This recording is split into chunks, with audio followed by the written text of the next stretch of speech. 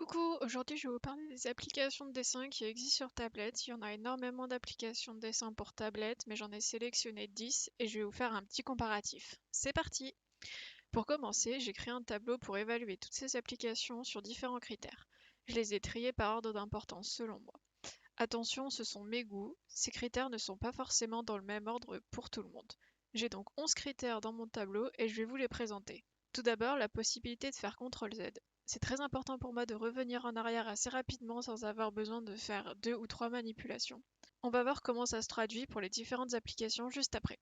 En second lieu, les brushes, si on a beaucoup de disponibles. Ça, c'est pas compliqué à comprendre. En troisième, les outils. Donc là, c'est pareil, si on a beaucoup de disponibles de base dans l'application. Mon quatrième critère, c'est la stabilisation. Est-ce qu'il y a une stabilisation présente sur l'application? Est-elle performante ou pas? En cinquième, la fluidité. Est-ce que l'application tourne bien ou alors est-ce qu'elle a des ralentissements? Ensuite, j'ai comme critère les raccourcis. Est-ce qu'il y a des raccourcis présents sur l'interface de l'application et comment ils se traduisent? Ensuite, les dossiers. Est-ce qu'il y a la possibilité de créer des dossiers et de les utiliser efficacement? Mon sixième critère, c'est le design de l'application. Est-ce qu'elle est jolie tout simplement? Là, c'est purement subjectif. En septième, on a le record. Est-ce qu'on peut enregistrer le processus de son dessin en sachant que je peux enregistrer l'écran de ma tablette, donc une application qui me permet juste d'enregistrer l'écran en dessinant, ça n'a pas grand intérêt pour moi. C'est pas un critère très important, mais ça peut faire la différence entre deux applications. L'avant-dernier critère, c'est le mode sombre. Est-ce qu'il y a la possibilité d'avoir une interface sombre pour avoir moins mal aux yeux, surtout si on passe du temps ou si on dessine le soir? Là encore, c'est pas un critère essentiel, mais ça ajoute une plus-value à l'application selon moi. Pour le dernier critère, j'ai pris le prix. Alors, vous allez tous vous demander pourquoi le mettre en dernier.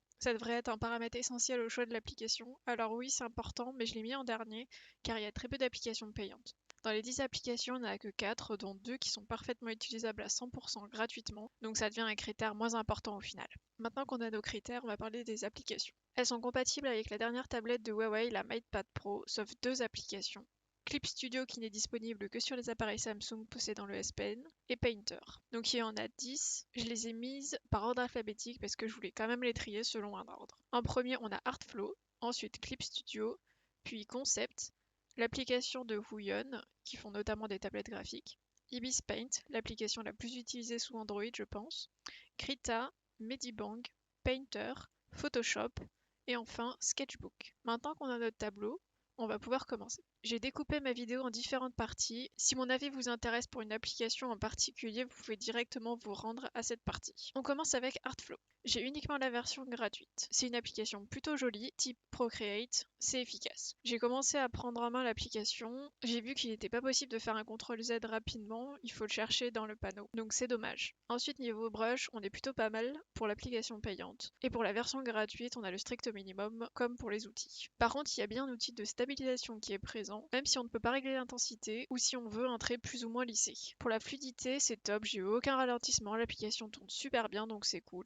J'ai eu une fois un bug, l'application ne voulait plus afficher le panneau raccourci, mais je pense que c'était dû à mon clavier. Le panneau n'est pas pratique selon moi car il disparaît dès qu'on commence à dessiner sur le canevas, et donc les raccourcis ne sont plus accessibles rapidement. Donc pour moi c'est un point négatif pour les raccourcis. Par contre, les raccourcis clavier fonctionnent sur l'application, donc vous pouvez y connecter un clavier et utiliser les touches CTRL-Z, ça fera un super retour arrière. Pour la gestion de dossiers, ce n'est pas possible, mais c'est rare d'avoir une application de dessin qui le propose. Pourtant, selon moi, c'est un outil vraiment utile pour déplacer plusieurs calques ensemble. Niveau design, il n'y a rien à dire, c'est une application qui est très jolie, bien faite, sauf le côté panneau timide. Pour les records, il y a une fonction, mais elle enregistre l'écran de la tablette et non pas le calque.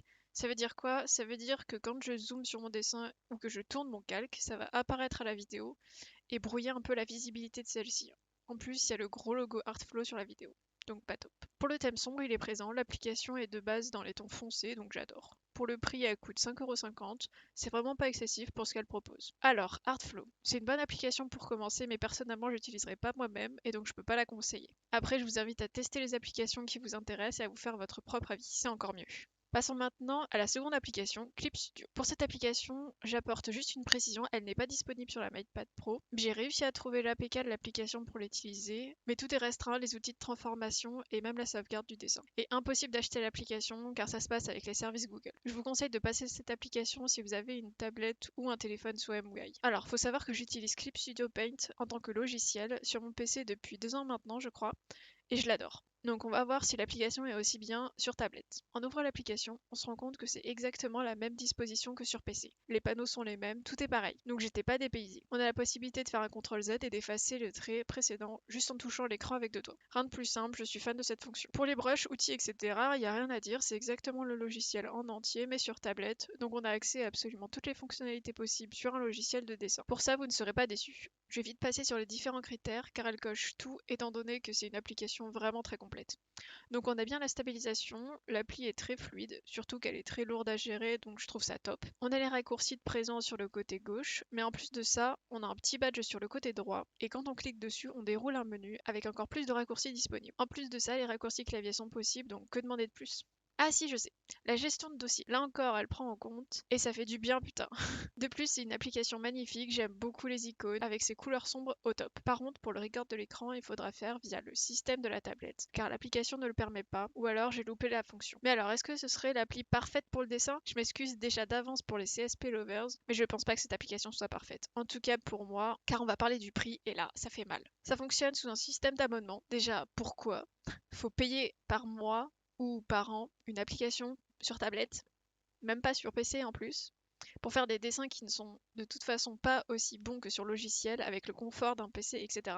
Donc paiement sous forme d'abonnement pour toujours plus nous prendre notre argent. Donc je vais vous afficher les prix si vous avez le courage de regarder, si vous êtes vraiment fort, mais ne faites pas une crise cardiaque s'il vous plaît. J'ai pas envie d'être responsable. Bon, voilà, on va dire que la version Pro est suffisante pour une application de dessin. Je ne vois pas trop l'avantage de prendre une version X avec tout ce qui est animation 2D en sachant que le logiciel sur PC est moins cher. Donc par mois pour la version Pro c'est 4 € et par an c'est 23. En sachant que le logiciel sur PC coûte 20 € pendant les soldes, je ne vois pas l'intérêt de payer l'application 23 € par an. Par exemple, sur 4 ans, l'application nous coûte quand même 100 €. Impensable pour moi de dépenser autant dans une application. Donc pour moi c'est next. Dommage parce que c'est une super bonne application, même si des fois on perd notre temps dans les volets juste pour changer la couleur de calque, effectuer des petits réglages, etc.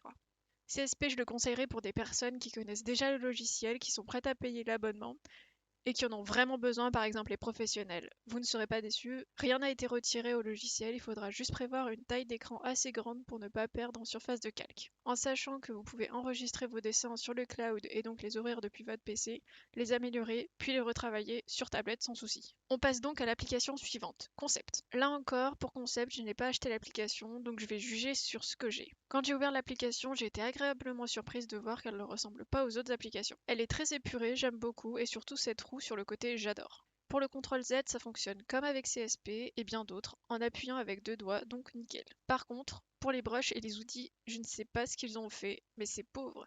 Vraiment, sur la version gratuite, on n'a pas beaucoup de brushes, et il faut acheter des sets de brushes, qui pour moi devraient être de base sur l'application tout simplement.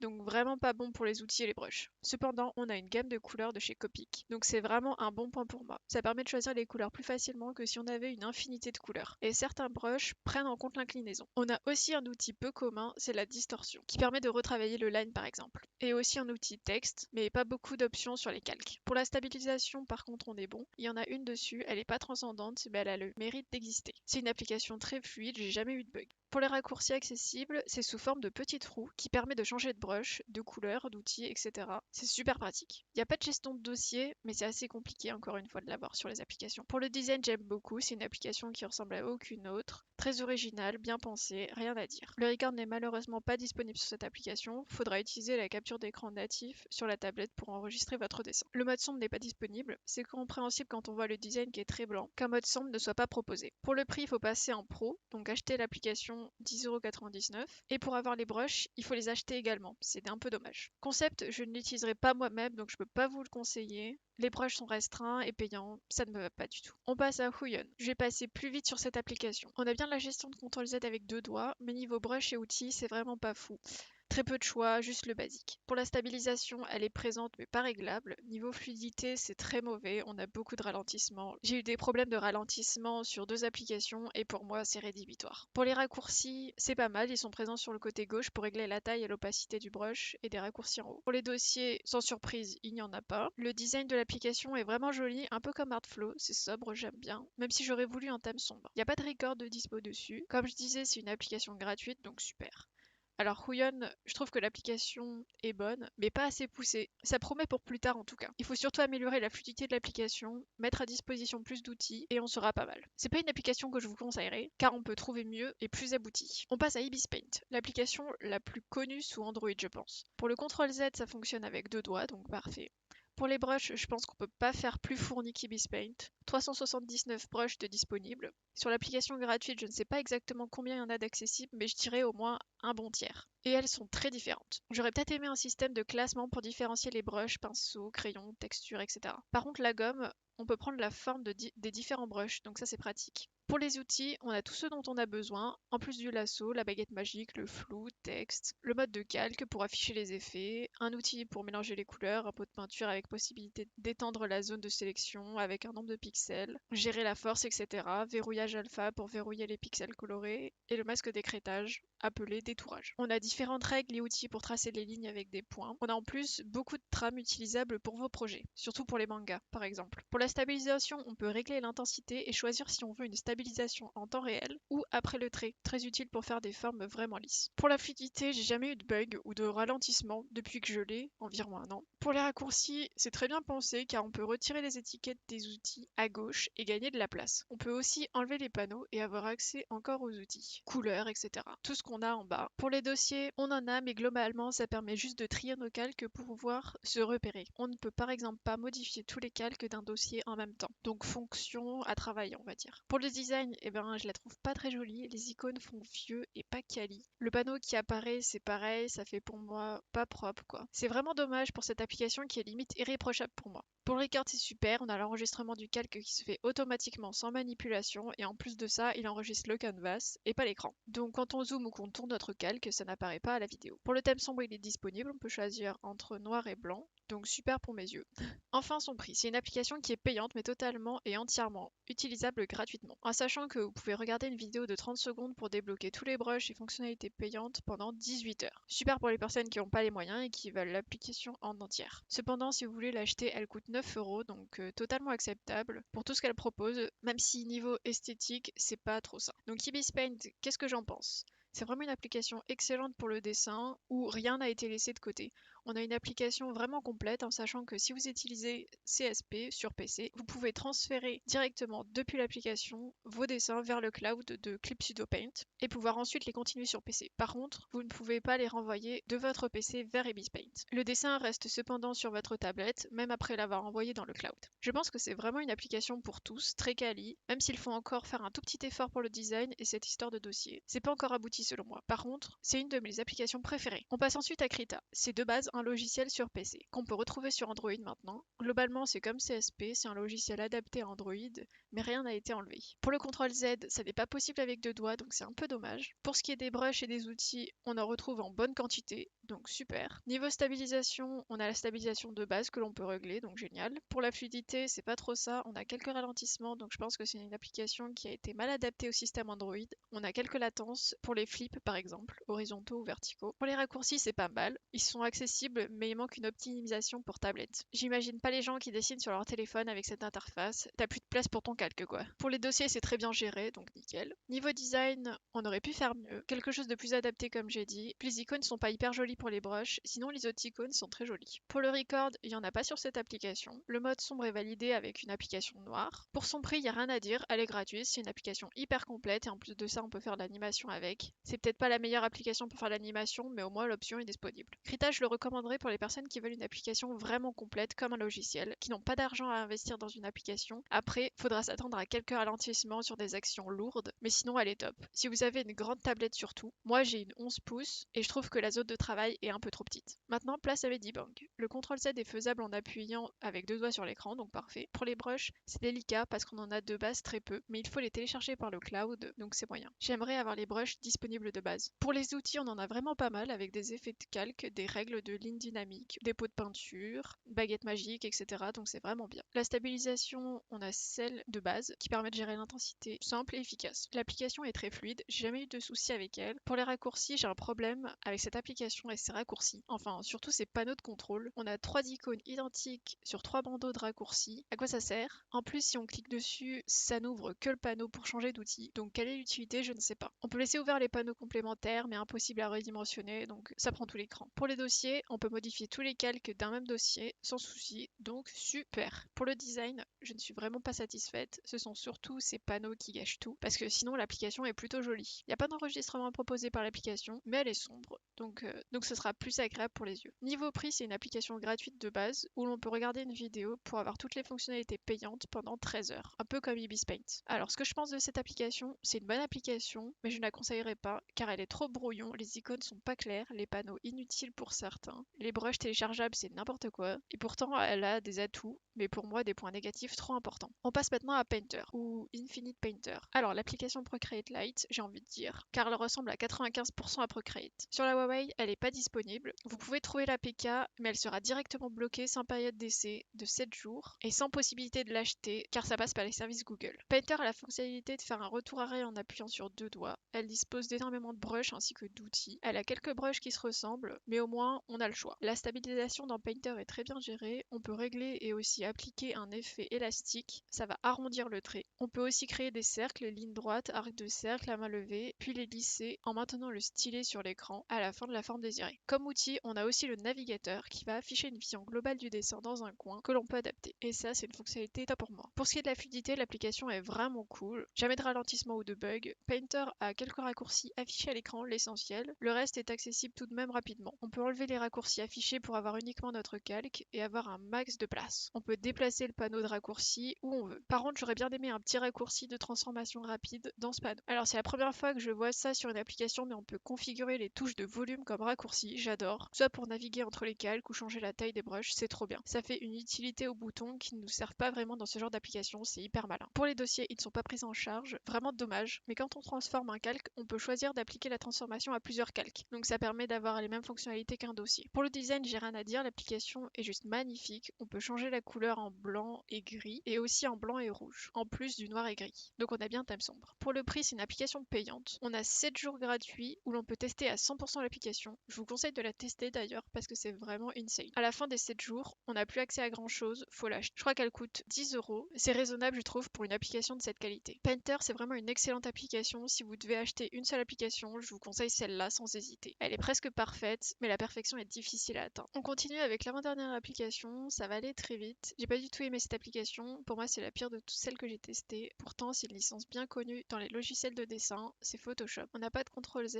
en accès rapide, vraiment que les brushes de base, les outils sont pauvres, on n'a pas de stabilisation disponible, pas de dossier, pas de record, pas de thème sombre. C'est vraiment mauvais pour moi. Le seul point positif, c'est que pour le coup, elle tourne bien. Et heureusement qu'elle tourne bien. Les raccourcis sont mal gérés, on peut pas avoir la gomme en accès rapide, alors que c'est quand même la base. Pas de brush qui permet de mélanger deux couleurs. Par contre, elle est gratuite. Manquerait plus qu'elle soit payante en plus de ça. Et c'est exactement la même application que Adobe Draw, donc ne prenez même pas la peine de la télécharger, à part si vous voulez vous challenger. La dernière application, et c'est fini. Sketchbook. C'est la toute première application que j'ai utilisée sur tablette en 2014, ça date. Je l'ai utilisée très longtemps jusqu'à Ibis Paint, donc je la connais par cœur. Pour faire un CTRL Z, faut utiliser 3 doigts et slider vers la gauche. C'est assez délicat, on réussit pas à tous les coups, c'est un peu laborieux, mais au moins on peut faire un retour arrière relativement rapidement. Pour les brushes, c'est plutôt pas mal, on a différents sets classés par métier, c'est vraiment sympa, et en plus de ça, on peut en télécharger d'autres et en créer soi-même. Je ne sais pas si on peut le faire sur l'application, mais on peut sur le logiciel. On a comme concept la palette de couleurs de Copic. En plus, en 2014, j'ai utilisé les couleurs de chez Copic sans même savoir ce que c'était, et sans en avoir moi-même de feutres. Quand j'ai découvert que c'était des feutres, j'ai été surprise. Le seul point qui me fait enrager sur cette application, c'est qu'il n'existe aucun brush qui soit opaque dès le premier passage. Même avec l'opacité à fond, on n'obtient pas la couleur choisie dès le premier trait, et ça c'est vraiment chiant. Pour ce qui est des outils, on en a quelques-uns, notamment des outils de perspective qui sont vraiment très utiles pour les concept artistes. Pour la stabilisation, on en a une réglable, donc très bien, faut juste pas la pousser trop, sinon elle lisse trop le trait. Concernant la fluidité, ça dépend, mais j'ai déjà eu des ralentissements avec cette application pour des retours arrière, des remplissages ou des flips, mais rien de grave non plus. Parlons des raccourcis, j'adore le concept, c'est un outil avec deux bulles dessus, une qui permet de changer la couleur en glissant de haut en bas pour la luminosité et de droite à gauche pour la saturation. Donc ça permet de changer de couleur rapidement sans ouvrir le volet avec la roue chromatique. automatique, et une deuxième bulle qui gère l'opacité de la brush. Ensuite à gauche, on a un élément ovale qui permet de naviguer entre les brushes, les calques ou simplement les couleurs, ce qui permet d'avoir un maximum d'espace pour notre calque et ça c'est top. Pour les dossiers, c'est pas pris en compte pour cette application, on reste avec l'essentiel dedans. Niveau design, j'adore vraiment cette application, elle est très belle même s'il n'y a pas de version en noir. Ils ont leur propre design et ça ne ressemble à aucun autre. Pour le record, il est présent mais pas fou, c'est juste l'écran qui est enregistré. Pour le mode sombre, il n'y en a pas, mais elle est plutôt jolie tout en blanc comme ça. Pour le prix, c'est une application gratuite, il faut juste créer un compte pour pouvoir l'utiliser complètement. Sketchbook, c'est une très bonne application si vous voulez pas vous perdre dans les outils compliqués, les brushes, etc., que vous voulez que l'essentiel. Je la conseillerais pour les novices en digital. Apprenez à utiliser l'application, comprenez les calques, les différents outils, etc.,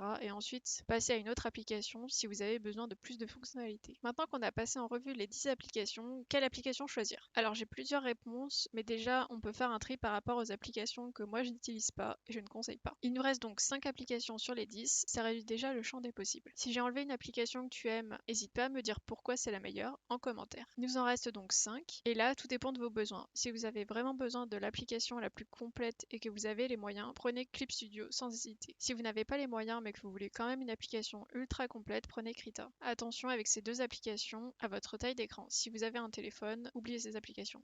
Même si sur Clip Studio vous avez 1 heure de dessin gratuit par jour pour les Galaxy Note, selon moi, si vous êtes sur téléphone, c'est que vous comptez pas faire des dessins trop compliqués, donc pour ça vous avez d'autres applications plus sympas. Donc maintenant, il nous reste 3 applications. Si vous êtes artiste digital et que vous connaissez déjà le Digi, que vous avez les moyens, pour prendre une bonne application, testez d'abord les 7 jours d'essai de Painter et ensuite Ibis Paint. Voyez ce que vous préférez. Si vous êtes très riche, prenez les deux.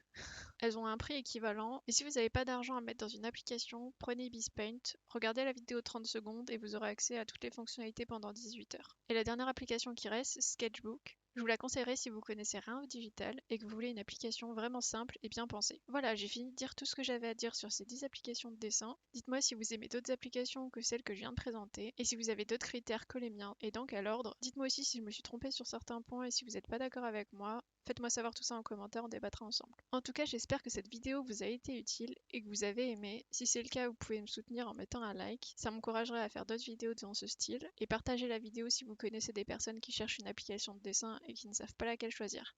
Voilà, c'est tout pour moi. Salut!